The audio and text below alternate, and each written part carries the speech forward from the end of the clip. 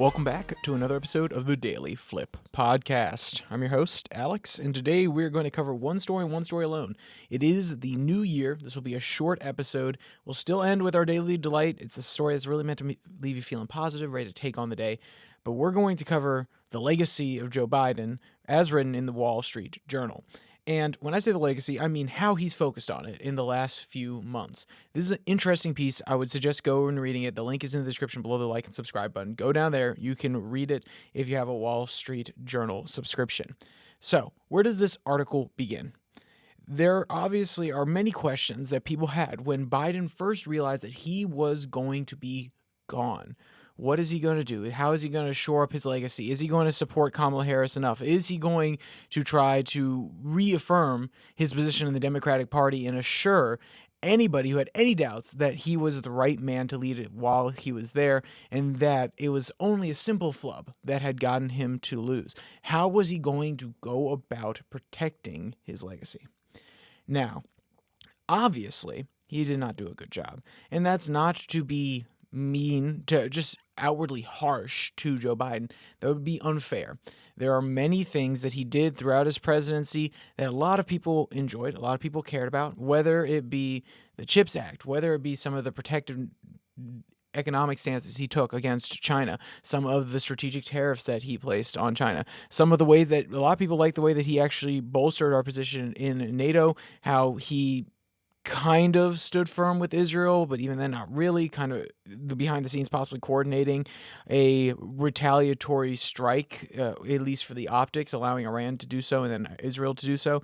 But the point overall is that there were things that if you were really, one, if you were a deeply steeped neocon, and two, if you were really looking for a reason to solidify Joe Biden's legacy, you could rank him as a mid-bottom tier president. What I mean by that is you go to the bottom tier and you put him there. He's not the worst president of all times. He didn't have enough effective power to actually be the worst president of all times. He was an ineffectual president, which still puts him in the bottom of the last tier, or at least in the middle of the last tier.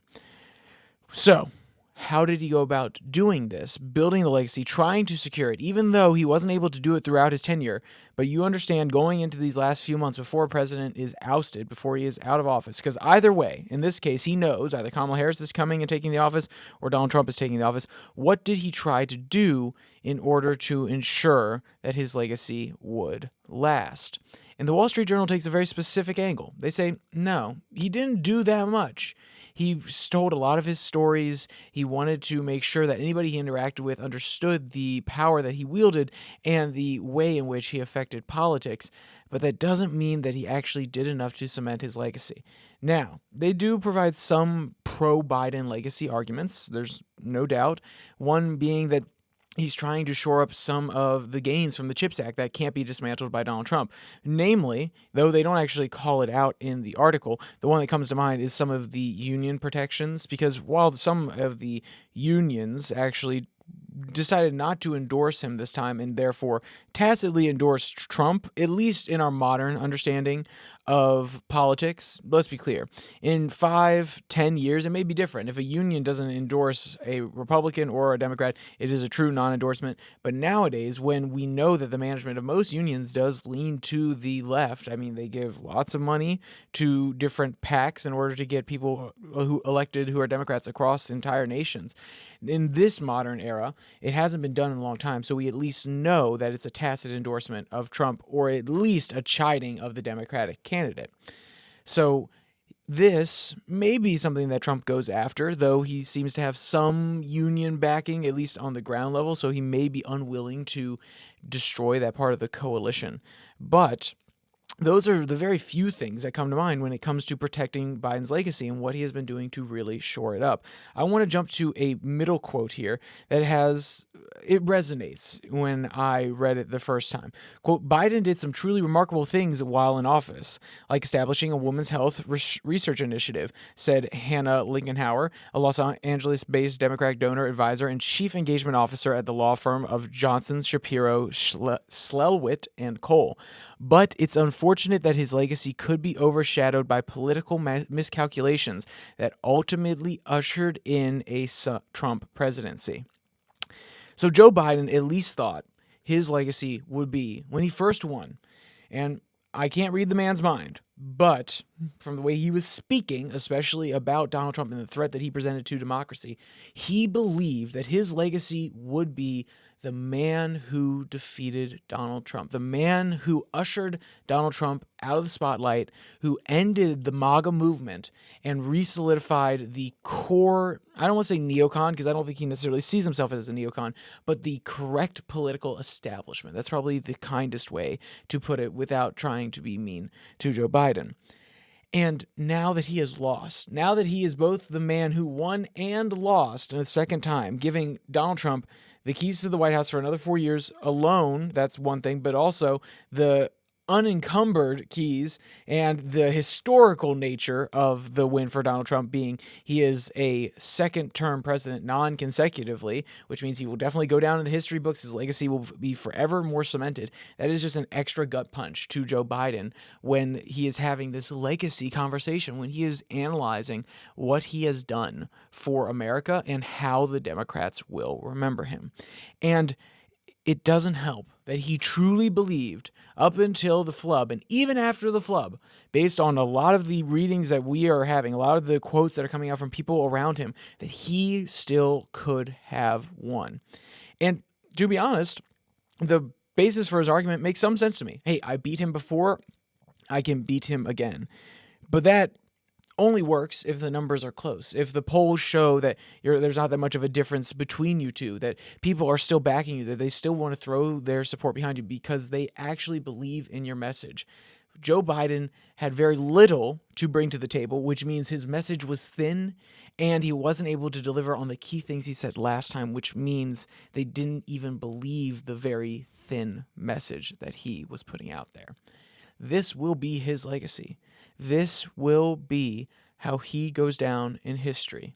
A man who fought in order to defend democracy from his point of view. A man who spent his entire lifetime in Washington building credit, running for office, running for the presidency multiple times, eventually working his way onto the ticket of a up-and-coming, awe-inspiring political story out of Chicago, aka Barack Obama, stepping down after his son passed away, deciding to not take his moment up in 2016. And the article goes in to detail about how Biden, though he believes it was the right move for Beau's sake, there is some hesitancy there saying he believed he could have been a better candidate than Clinton in 2016. But his legacy built from there, the decision to stay out, the decision to come back in 2020, to take up the helm, and then to be a doddering old man who is barely able to string sentences together, who's barely able to give speeches, who, while powerful in some respects, in some of his language, some of his principles that he seemed to espouse, fell flat in the face of reality. The people didn't want him. And if you're coming from a Democratic point of view, ushered in the next great evil term of a terrible person. If you're coming from a Democratic point of view, which honestly, that's probably how he will be remembered more. His legacy will be very little. His memory and historical impact will be very little compared from a national standpoint. We will jump over him like Jimmy Carter. There's no doubt in my mind. But for the Democrats, it will be a potent message. His legacy, his failure, his almost self-destructive campaign in vanity, egotism, and self-assuredness will go down in history. It will provide them a playbook on how not to run a candidate, how not to fight a political system in force that is on the rise, how not to ensure the next 3 generations of Democratic politics. So yes, his legacy will forever hold, but it will be in a negative light. And it'll be a ghost story, a scary story told to the children of Democratic political operatives for the next 15, 20, 30, 40 years. So, with that said, I think that's a comprehensive look at his analysis on the surface. I would go on his legacy from the surface. What I would do is go read the article that I'm referencing here today. It will be the only link there besides this next thing, which is the Daily Delight. and you can click through both of those. You can go look at this video. It's called Adorable Red Panda Gets Scared by a Rock. You've probably seen the videos of red pandas doing their threatening kind of stand up before on Instagram or any other website because they seem to go viral just because of the algorithms. But I would go look at that video and also go give this article a read. It's probably a good 20 minutes. Then again, I'm a slow reader, so maybe you can get through it faster, but it is worth it. It is very important that we understand the man who is leaving the office. We understand what the last few months have looked like and the impact that it will have moving forward. Because guess what? We all get to live in Trump's next America. We're also living in a post-Biden America. And Democrats and Republicans are going to take lessons away from this election, the right ones or wrong ones, and understanding what they're basing those takeaways on. How changes in our political system are born of this moment will be very, very important. So having a fresh perspective, even saving this article so you can come back to it, will be very important in my opinion. So with all that said, if you want to check out the podcast on Spotify, Podcast, Podvine, the links will also be down there in the description. If you want to come back on Tuesday and Thursday, we do the segment 6 and 6, which is 6 stories from around the world in 6 minutes or less. So it's international news meant to be quick and consumable. With all that said, there's only one more thing to say. Stay safe. Don't die.